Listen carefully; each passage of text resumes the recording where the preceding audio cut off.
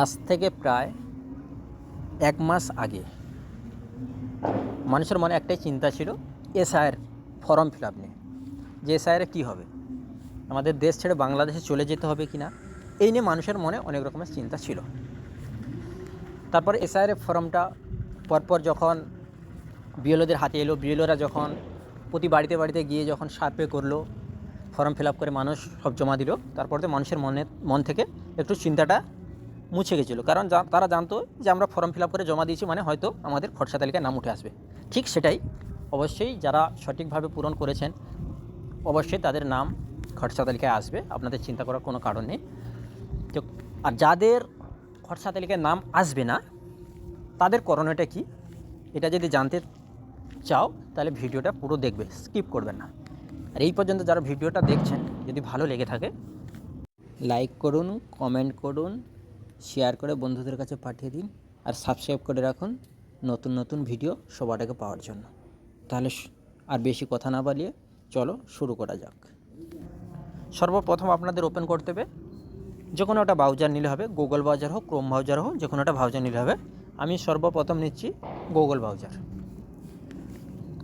নেওয়ার পর এখানটা লিখতে হবে প্রথম সিইও ওয়েস্ট বেঙ্গল লিখে আপনারা এখানটা সার্চ করবেন। সার্চ করার পরে এরকম একটা ওয়েবসাইট আসবে, দেখুন এখানটা লেখা আছে, দেখুন সিইও ওয়েস্ট বেঙ্গল, উপরে লেখা আছে গভর্নমেন্ট অফ ওয়েস্ট বেঙ্গল, এটা রাজ্য সরকারের ওয়েবসাইট। তাই এখানটায় ক্লিক করলাম। ক্লিক করার পরে আপনারা দেখুন আপনাদের সামনে এরকম একটা ফর্ম আসবে।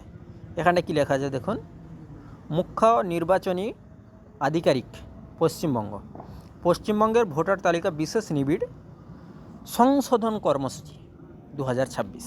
যাদের ভুল ছিল বা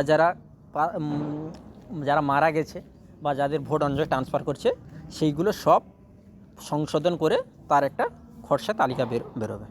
খসড়া তালিকা প্রকাশ হবে কবে হচ্ছে 16ই ডিসেম্বর 2025, অর্থাৎ মঙ্গলবার। 2 নম্বরে আছে দেখুন, যাদের খসড়া তালিকায় নাম আসবে না তাদের দাবি বা আপত্তিকরক সময়, মানে যাদের ধরো দেখা গেলো আমার 2026 ভোটার লিস্টে নাম এলো না, তাহলে আমাকে দাবি করতে হবে বা আপত্তি জানাতে হবে যে আমার নাম কেন এলো না। সেই কারণটা সময়টা দিয়েছে দেখুন 16ই ডিসেম্বর থেকে নিয়ে, মানে যেই দিন এটা বেরোবে ওই দিন থেকে নিয়ে শুরু করে 15ই জানুয়ারি 2026 পর্যন্ত আপনারা আবেদনটা, দাবিটা, আপত্তিটা করতে পারবেন, কোনো অসুবিধা নেই। তারপরে আবার ওইটা করার পরে তারপরেও যদি না হয় আপনারা নোটিশ পর্যায়ে শোনাবে, আপনারা নোটিশ দিয়ে কোনো কিছু করে আপনারা মোটামুটি টাইম থাকবে আপনাদের ফেব্রুয়ারি 7 তারিখ অবধি লাস্ট টাইম, এই পর্যন্ত আপনারা মোটামুটি জমা দিতে পারবেন। হওয়ার পরে ফাইনাল যেটা চূড়ান্ত ভোটার লিস্ট, মানে ফাইনাল ভোটার লিস্ট যেটা আসবে সেটা হচ্ছে 14ই ফেব্রুয়ারি 2026, এটা হচ্ছে final voter list. Final voter লিস্টে যারা আসবে প্রকৃত তারা ইন্ডিয়ান বলে গণ্য হবে, ঠিক আছে।